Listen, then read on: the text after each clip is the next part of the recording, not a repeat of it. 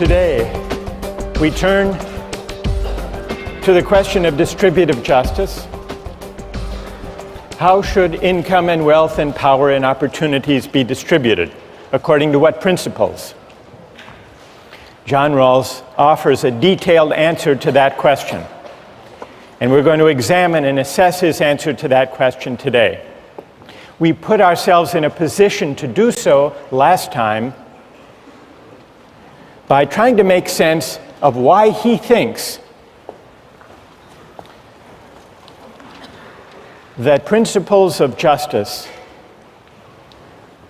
are best derived from a hypothetical contract. And what matters is that the hypothetical contract be carried out in an original position of equality behind what Rawls calls the veil of ignorance. So that much is clear.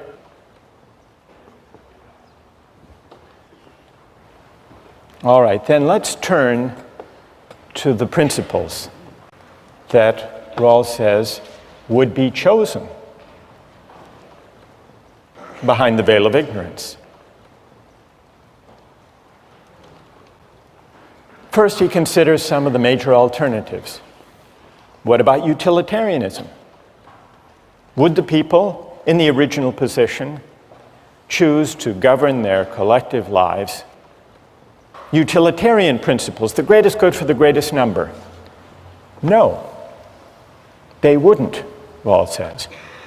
And the reason is that behind the veil of ignorance, everyone knows that once the veil goes up and real life begins, we will each want to be respected with dignity. Even if we turn out to be a member of a minority, we don't want to be oppressed. And so we would agree to reject utilitarianism and instead to adopt as our first principle equal basic liberties, fundamental rights to freedom of speech, freedom of assembly, religious liberty, freedom of conscience, and the like. We wouldn't want to take the chance that we would wind up as members of an oppressed or a despised minority with the majority tyrannizing over us. And so Rawls says utilitarianism would be rejected. Utilitarianism makes the mistake, Rawls writes, of forgetting, or at least not taking seriously, the distinction between persons. And in the original position behind the veil of ignorance, we would recognize that and reject utilitarianism. We wouldn't trade off our fundamental rights and liberties for any economic advantages. That's the first principle. Second principle has to do with social and economic inequalities. What would we agree to? Remember, we don't know whether we're going to wind up being rich or poor, healthy or unhealthy.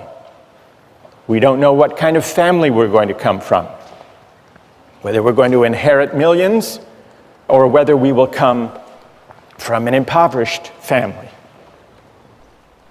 So we might, at first thought, say, well, let's require an equal distribution of income and wealth, just to be on the safe side. But then we would realize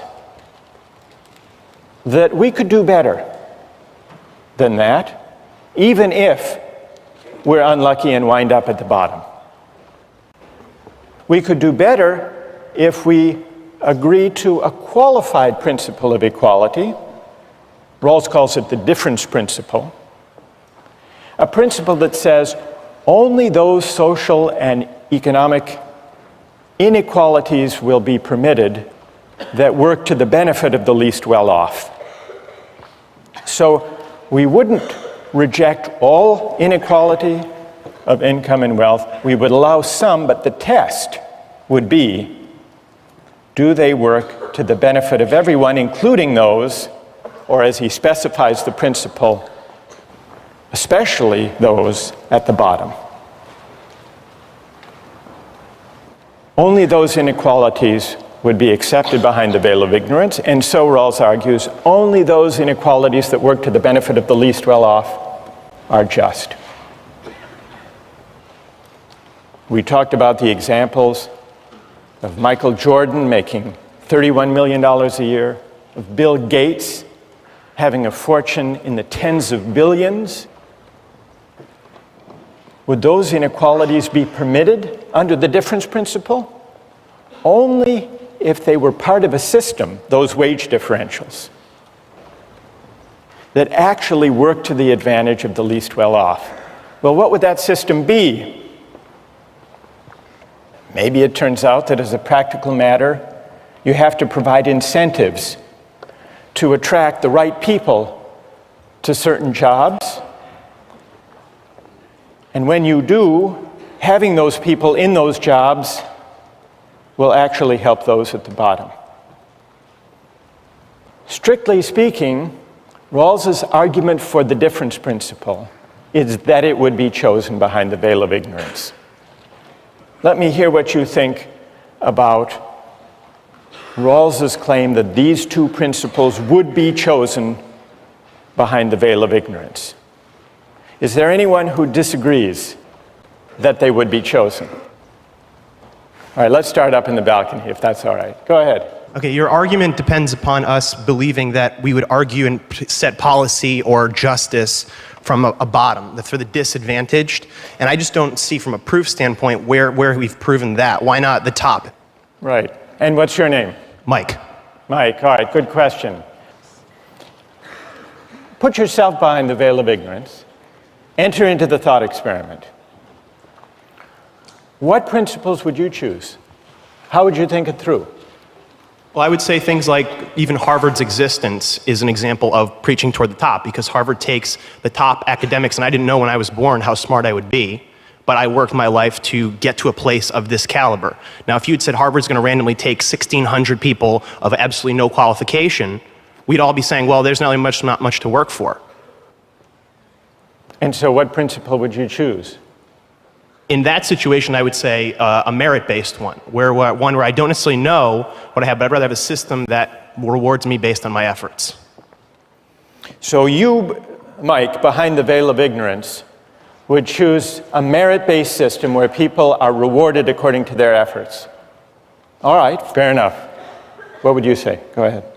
My question is, if the merit-based argument is based on when everyone is at a level of equality, where from that position you're rewarded to where you get, or is it regardless of what advantages you may have when you began your education to get where you are here?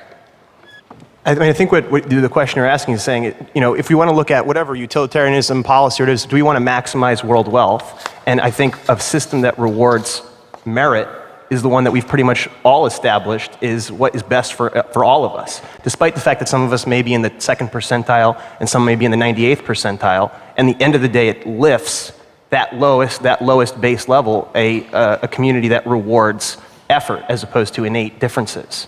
But I don't understand how you're rewarding someone's efforts who clearly has had, not you, but maybe myself, advantages throughout to get where I am here. I mean, I can't say that somebody else who maybe worked as hard as I did would have had the same opportunity to come to a school like this. All right, let's look at that point. What's your name? Kate. Kate, you suspect that the ability to get into top schools may largely depend on coming from an affluent family, having a favorable family background, social, cultural, economic advantages, and so on? I mean, economic, but yes, social, cultural, all of those advantages for sure. Someone did a study of the 146 selective colleges and universities in the United States. And they looked at the students in those colleges and universities to try to find out what their background was, their economic background. What percentage do you think come from the bottom quarter of the income scale? You know what the figure is? Only 3% of students at the most selective colleges and universities come from poor backgrounds. Over 70% come from affluent families. Let's go one step further then and try to address Mike's challenge.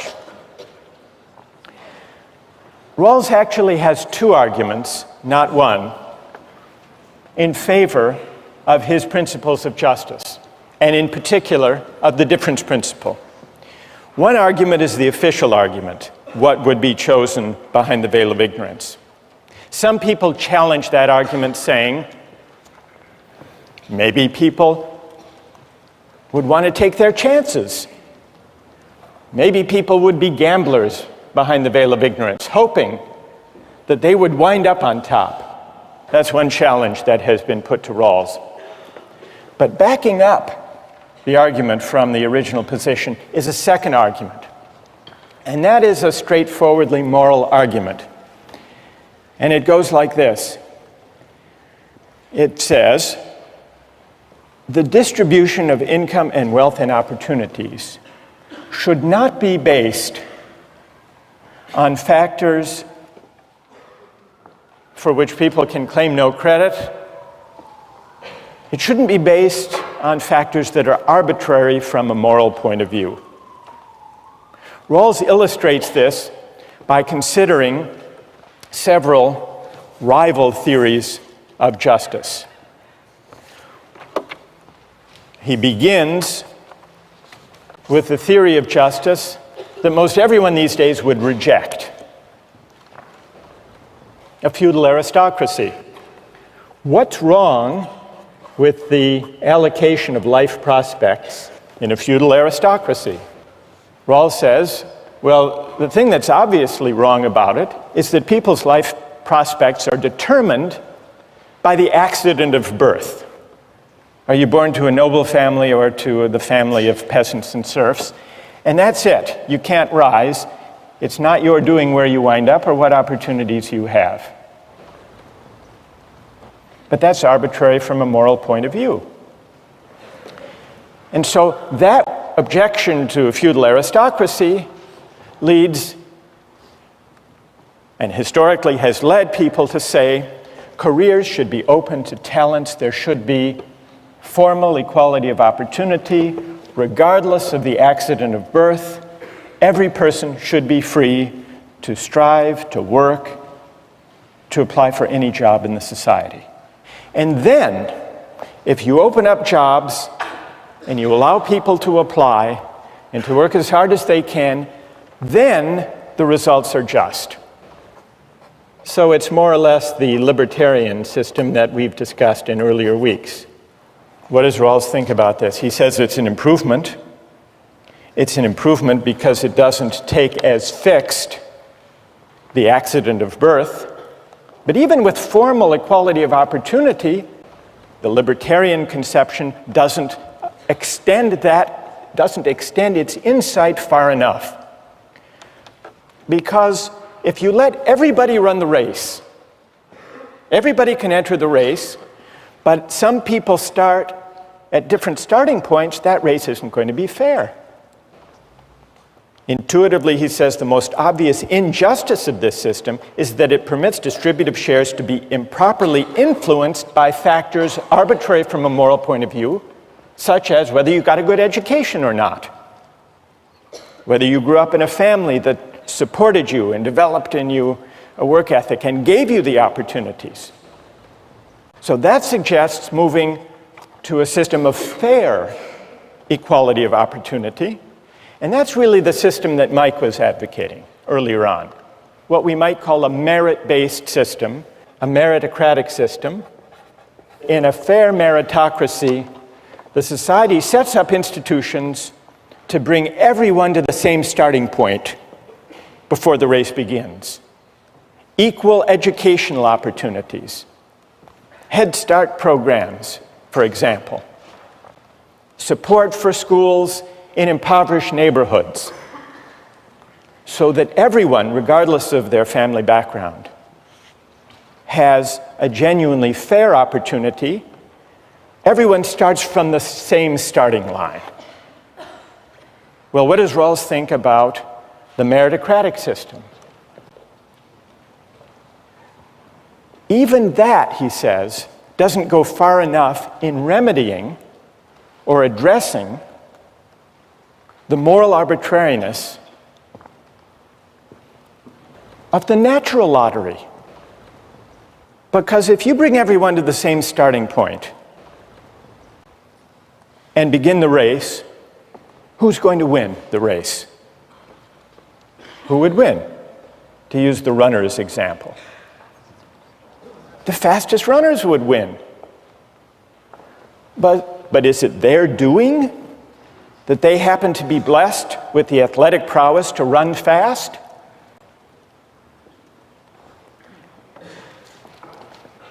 So Rawls says, even the principle of meritocracy, where you bring everyone to the same starting point, may eliminate the influence of social contingencies and upbringing, but it still permits the distribution of wealth and income to be determined by the natural distribution of abilities and talents.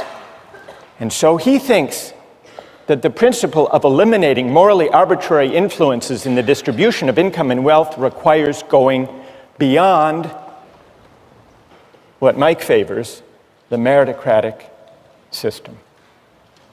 Now, how do you go beyond?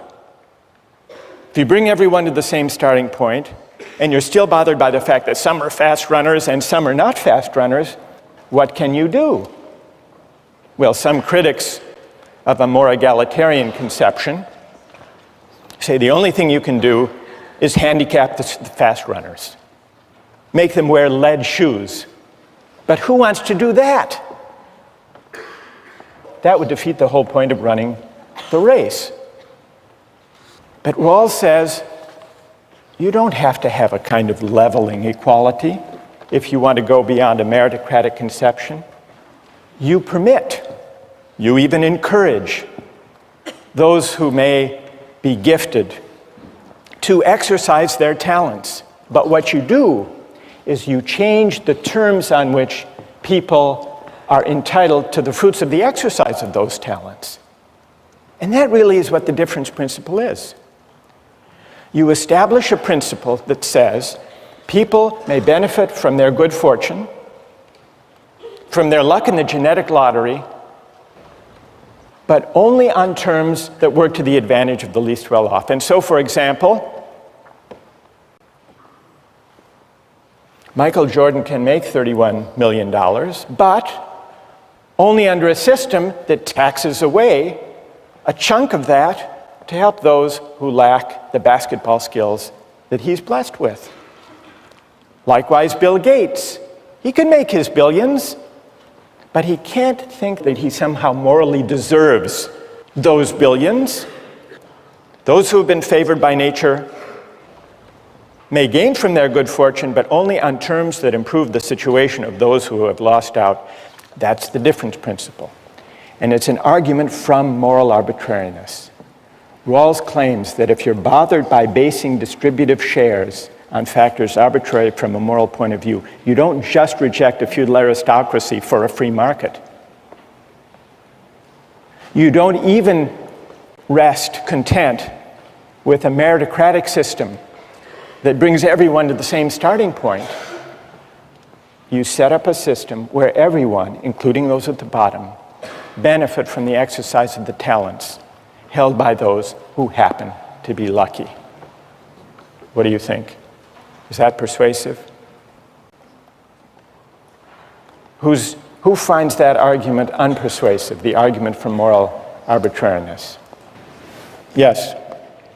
I think that in the egalitarian proposition, the more talented people, I think it's very optimistic to think that they would still work really hard even if they knew that part of what they made would be given away. So I think that the only way for the more talented people to exercise their talents to the best of their ability is in the meritocracy. And in a meritocracy, what's your name? Kate. Kate, does it bother you, and Mike, does it bother you that in a meritocratic system, even with fair equality of opportunity, people get ahead, people get rewards that they don't deserve simply because they happen to be naturally gifted? What about that? I think that it is arbitrary, and obviously it's arbitrary, but I think that that correcting for it would be detrimental. And unlike... Because it would reduce incentives, is that why? Reduce incentives, yeah. Mike, what do you say? We're all sitting in this room and we have undeserved glory of some sort, that you should not be satisfied with the process of your life because you have not created any of this. And I think from a standpoint of not just this room, us being upset, but from a societal standpoint, we should have some kind of a gut reaction to that feeling that, you know, the guy who runs the race, he actually harms us as opposed to maybe makes me run that last 10 yards faster, and that makes the guy behind me run 10 yards faster, and the guy behind him 10 yards faster. All right, so Mike, let me ask you, you talked about effort before. Effort. Do you think when people work hard to get ahead and succeed, that they deserve the rewards that go with effort? Isn't that the idea behind your defense of... I mean, of course, bring Michael Jordan here, I'm sure you can get him, and have him come and defend himself about why he makes $31 million. And I think what you're going to realize is his life was a very, very tough one to get to the top, and that we are basically being the majority oppressing the minority in a different light. It's very easy to pick on him. Very easy. Effort. You know what? All right, you've persuaded. I've got a few, but that's about it. You've persuaded a lot of people. Effort. You know what Rawls' answer to that is? Even the effort that some people expend, conscientious striving, the work ethic, even effort depends a lot on fortunate family circumstances for which we can claim no credit. Now, let's do the test. Let's do a test here. Never mind economic class, those differences are very significant. Put those aside. Psychologists say that birth order makes a lot of difference in work ethic, striving, effort. How many here, raise your hand, those of you here who are first in birth order? I am too, by the way. Mike, I noticed you raised your hand.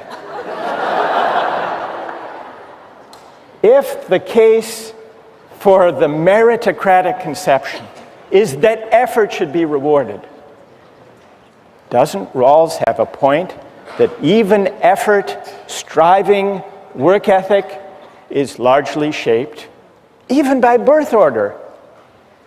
Is it your doing, Mike? Is it your doing that you were first in birth order? Then why, Rawls says, of course not. So why should income and wealth and opportunities in life be based on factors arbitrary from a moral point of view? That's a challenge that he puts to market societies, but also to those of us at places like this. A question to think about for next time.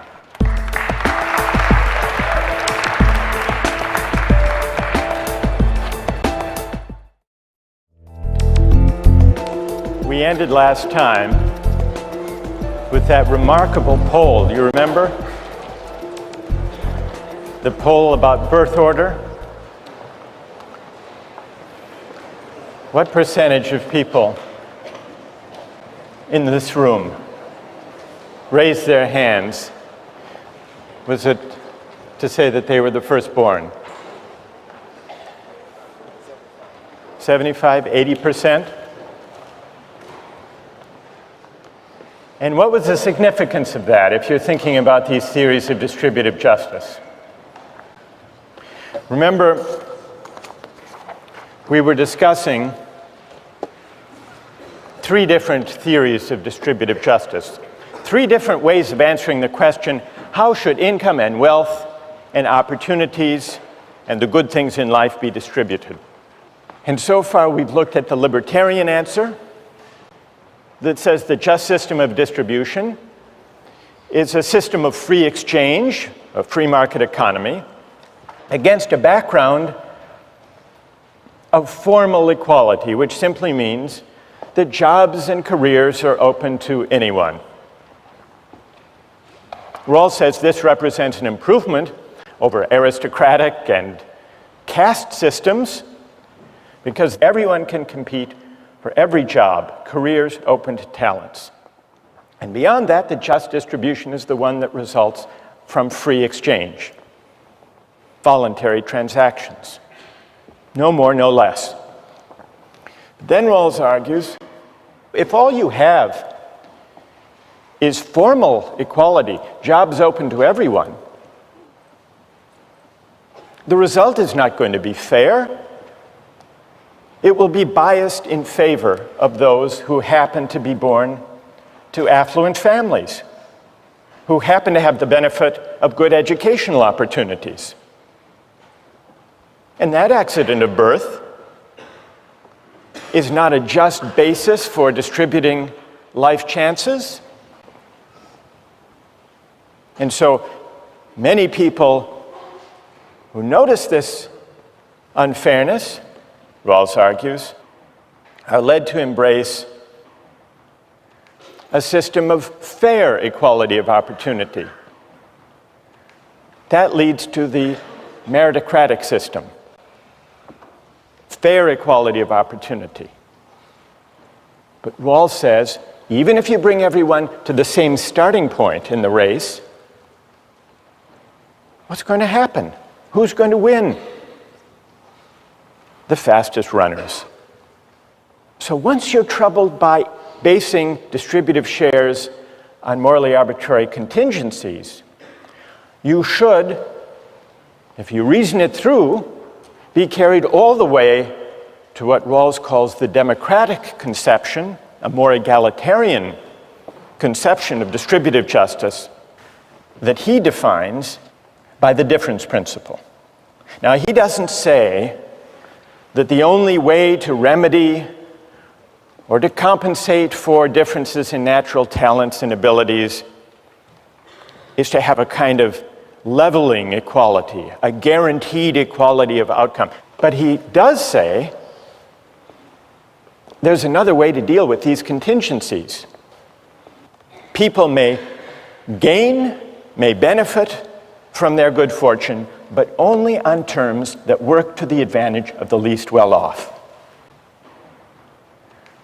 And so we can test how this theory actually works by thinking about some pay differentials that arise in our society. What does the average school teacher make in the United States, do you suppose? Roughly. It's a little more, 42,000. What about David Letterman? How much do you think David Letterman makes? More than a school teacher? $31 million. David Letterman. Is that fair? That David Letterman makes that much more than a school teacher? Well, Rawls's answer would be, it depends whether the basic structure of society is designed in such a way that Letterman's $31 million is subject to taxation so that some of those earnings are taken to work for the advantage of the least well-off. One other example of a pay differential. A justice of the United States Supreme Court. What do they make? It's just under $200,000. Here's Sandra Day O'Connor, for example. There she is. But there's another judge who makes a lot more than Sandra Day O'Connor. Do you know who it is? Judge Judy. How did you know that? You watch?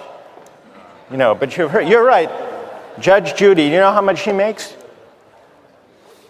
There she is. $25 million. Now, is that just? Is it fair? Well,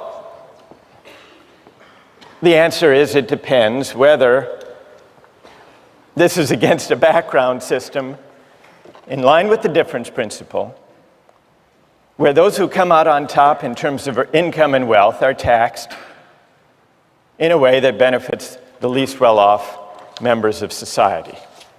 Now, we're going to come back to these wage differentials, pay differentials, between a real judge and a TV judge, the one Marcus watches all the time. What I want to do now is return to these theories and to examine the objections to Rawls's more egalitarian theory, the difference principle.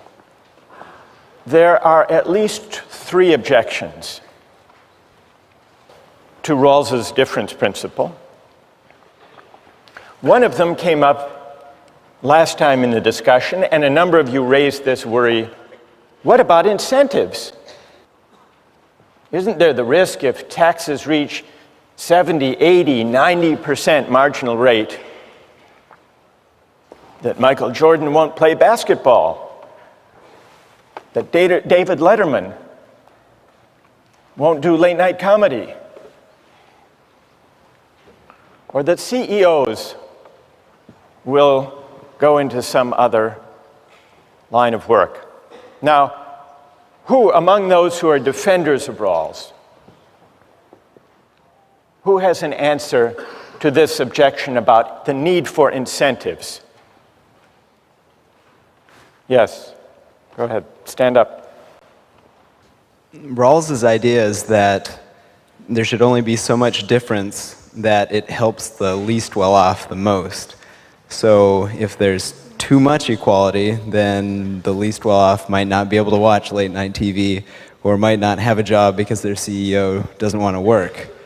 So you need to find the correct balance where taxation still leaves enough incentive for the least well-off to benefit from the talents. Good. And what's your name? Tim. Tim. All right. So Tim is saying, in effect, that Rawls takes account of incentives and could allow for pay differentials and for some adjustment in the tax rate to take account of incentives. But, Tim points out,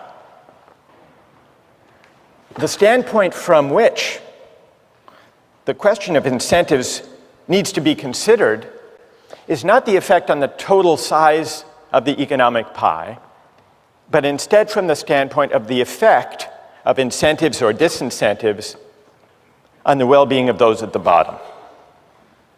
Right? Good, thank you. I think that is what Rawls would say.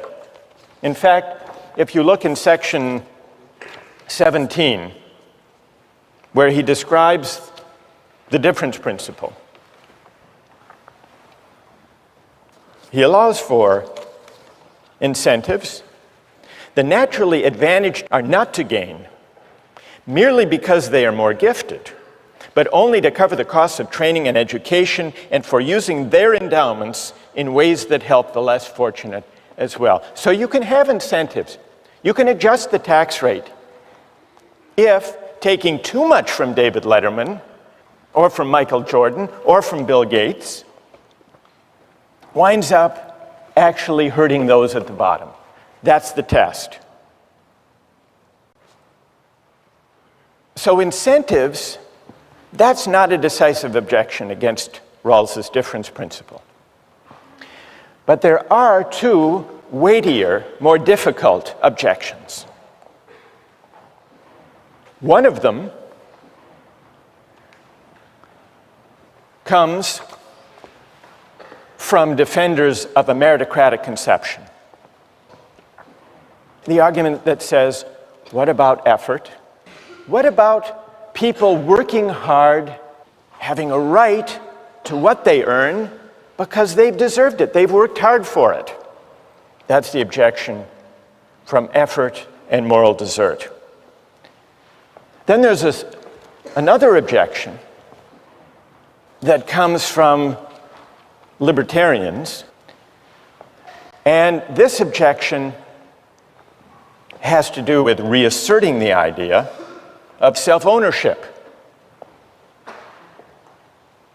Doesn't the difference principle, by treating our natural talents and endowments as common assets, doesn't that violate the idea that we own ourselves? Now, let me deal first with the objection that comes from the libertarian direction. Milton Friedman writes in his book, Free to Choose, life is not fair. And it's tempting to believe that government can rectify what nature has spawned. But his answer is, the only way to try to rectify that is to have a leveling equality of outcome, everyone finishing the race at the same point, and that would be a disaster. This is an easy argument to answer, and Rawls addresses it in one of the most powerful passages, I think, of A Theory of Justice. It's in section 17. The natural distribution, and here he's talking about the natural distribution of talents and endowments, is neither just nor unjust. Nor is it unjust that persons are born into society at some particular position. These are simply natural facts. What is just and unjust is the way that institutions deal with these facts. That's his answer to libertarian laissez-faire economists like Milton Friedman, who say life is unfair, but get over it. Get over it, and let's see if we can at least maximize the benefits that flow from it. But the more powerful libertarian objection to Rawls is not from the libertarian economists like Milton Friedman. It's from the argument about self-ownership, developed, as we saw, in Nozick. And from that point of view, yes, it might be a good thing to create Head Start programs and public schools so that everyone can go to a decent school and start the race at the same starting line. That might be good. But if you tax people to create public schools, if you tax people against their will, you coerce them. It's a form of theft. If you take some of Letterman's 31 million, tax it away to support public schools against his will, the state is really doing no better than stealing from him. It's coercion. And the reason is, we have to think of ourselves as owning our talents and endowments, because otherwise we're back to just using people and coercing people. That's the libertarian reply. What's Rawls' answer to that objection?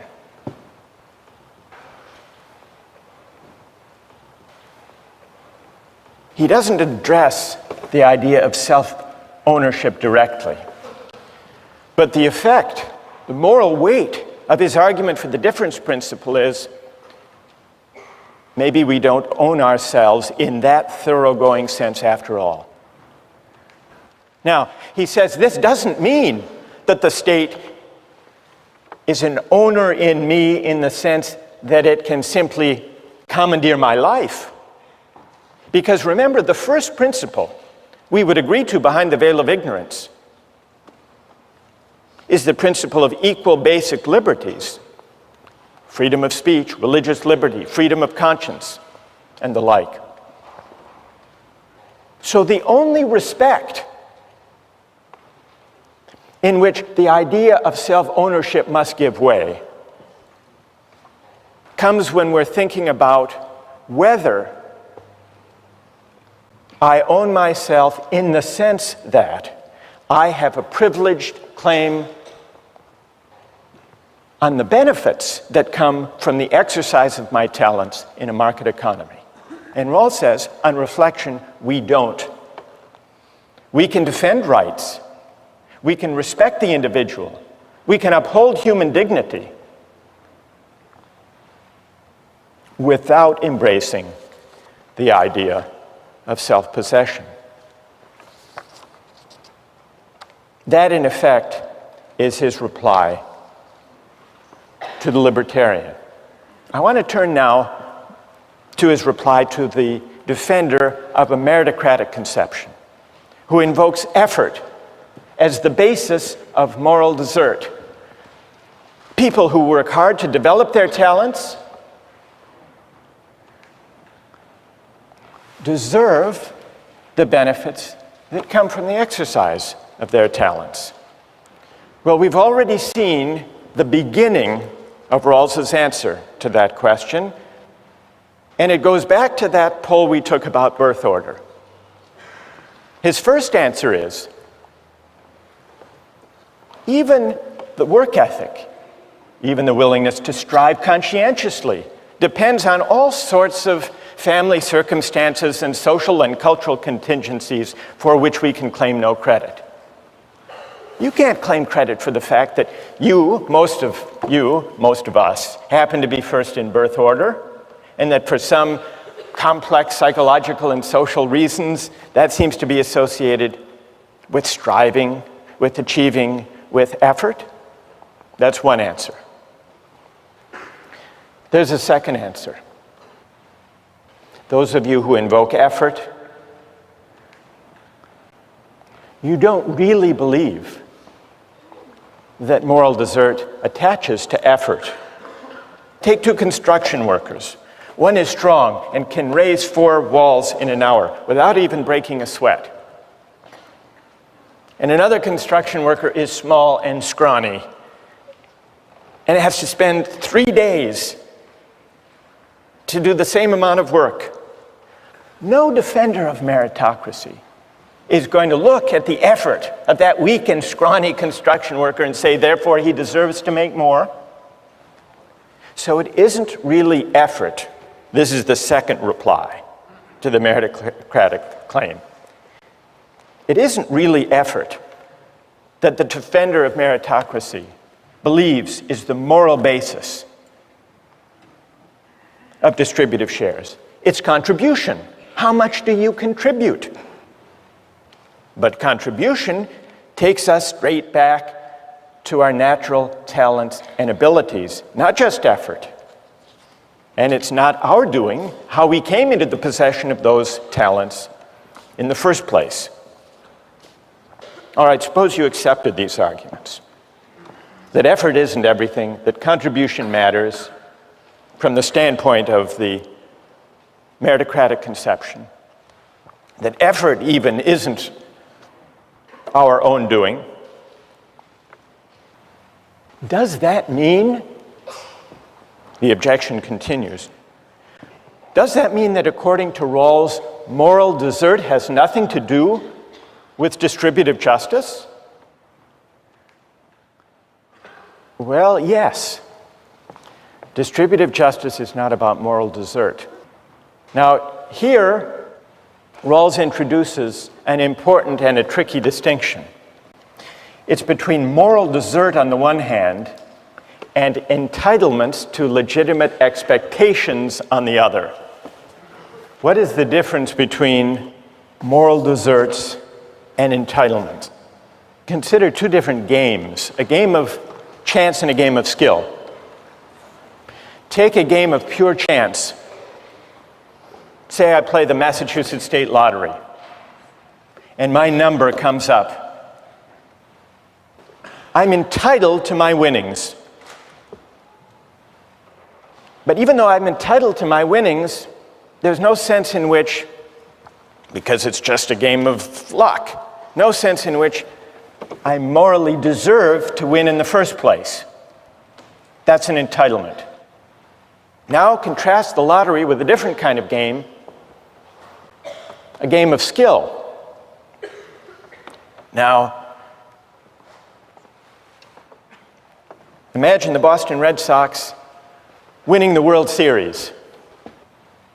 When they win, they're entitled to the trophy, but it can be always asked of a game of skill, did they deserve to win? It's always possible, in principle, to distinguish what someone's entitled to under the rules and whether they deserve to win in the first place. That's an antecedent standard, moral desert. Now, Rawls says distributive justice is not a matter of moral desert, though it is a matter of entitlements to legitimate expectations. Here's where he explains it. A just scheme answers to what men are entitled to. It satisfies their legitimate expectations as founded upon social institutions. But what they are entitled to is not proportional to, nor dependent on, their intrinsic worth. The principles of justice that regulate the basic structure do not mention moral desert, and there is no tendency for distributive shares to correspond to it. Why does Rawls make this distinction? What morally is at stake? One thing morally at stake is the whole question of effort that we've already discussed. But there's a second contingency, a second source of moral arbitrariness that goes beyond the question of whether it's to my credit that I have the talents that enable me to get ahead. And that has to do with the contingency that I live in a society that happens to prize my talents. The fact that David Letterman lives in a society that puts a great premium, puts a great value on a certain type of smirky joke, that's not his doing. He's lucky that he happens to live in such a society. But this is a second contingency. This isn't something that we can claim credit for. Even if I had sole, unproblematic claim to my talents and to my effort, it would still be the case that the benefits I get from exercising those talents depend on factors that are arbitrary from a moral point of view. What my talents will reap in a market economy, what does that depend on? What other people happen to want or like in this society. It depends on the law of supply and demand. That's not my doing. Certainly not the basis for moral desert. What counts as contributing depends on the qualities that this or that society happens to prize. Most of us are fortunate to possess, in large measure, for whatever reason, the qualities that our society happens to prize. The qualities that enable us to provide what society wants. In a capitalist society, it helps to have entrepreneurial drive. In a bureaucratic society, it helps to get on easily and smoothly with superiors.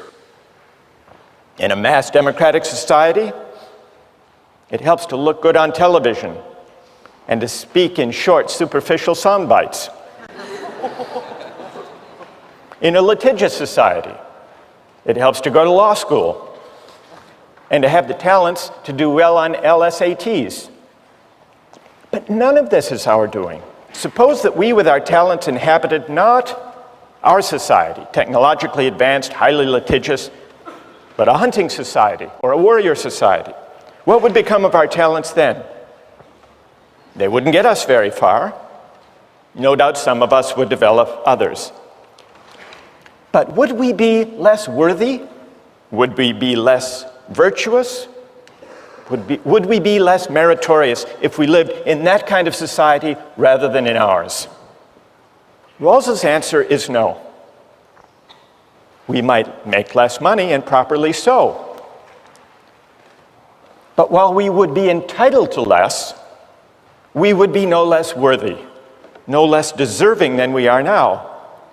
And here's the point. The same could be said of those in our society who happen to hold less prestigious positions, who happen to have fewer of the talents that our society happens to reward. So here's the moral import of the distinction between moral desert and entitlements to legitimate expectations.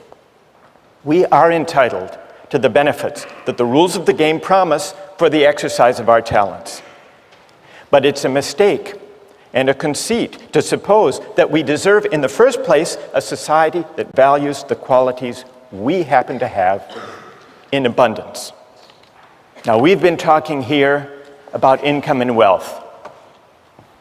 What about opportunities and honors?